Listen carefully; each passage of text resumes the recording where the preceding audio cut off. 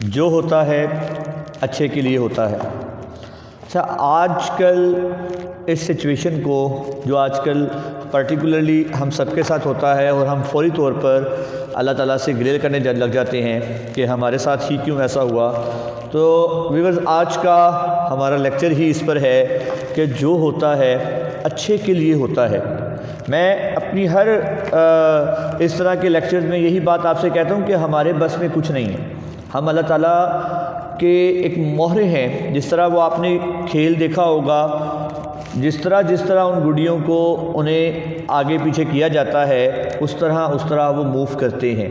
تو ہم بھی جس طرف، مجھے نہیں پتا کہ آج اس لیکچر کو ریکارڈ کروانے کے بعد میں نے کہاں جانا ہے، میں کیا کروں گا، میرا نیکسٹ سٹیپ کیا ہوگا، مجھے رب جس طرف لے جائے گا میں اسی طرف کروں گا۔ مجھے ایک واقعہ یاد آ گیا کہ ایک بادشاہ ہوتا ہے اور اس کا وزیر ہوتا ہے۔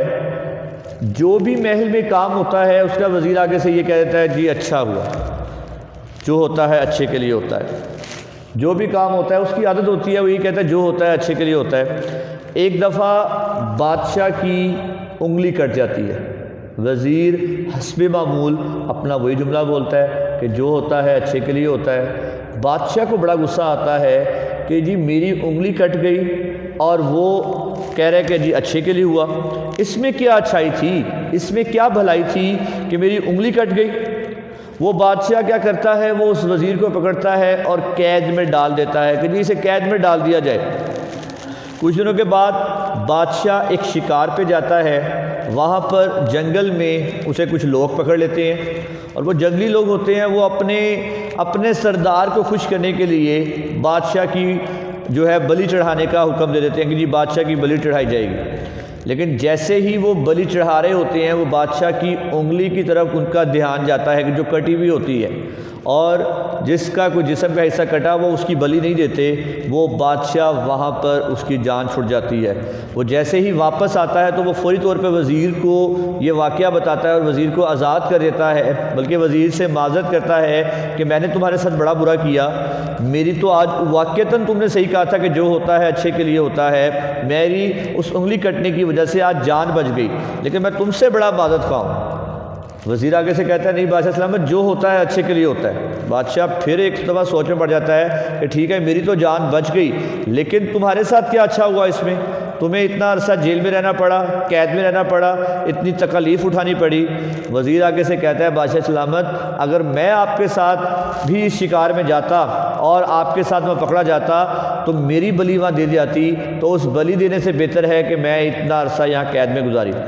تو ویورز بے شک اس میں حق کی بات ہے کہ جو ہوتا ہے بالکل اچھے کے لیے ہوتا ہے، ہمارے بس میں کچھ نہیں ہے، ہمیں گلہ بھی نہیں کرنا چاہیے، ہاں کوشش ضرور کرنی چاہیے۔ اللہ قرآن میں فرماتا ہے کہ انسان کے لیے وہی کچھ ہے جس کی وہ کوشش کرتا ہے۔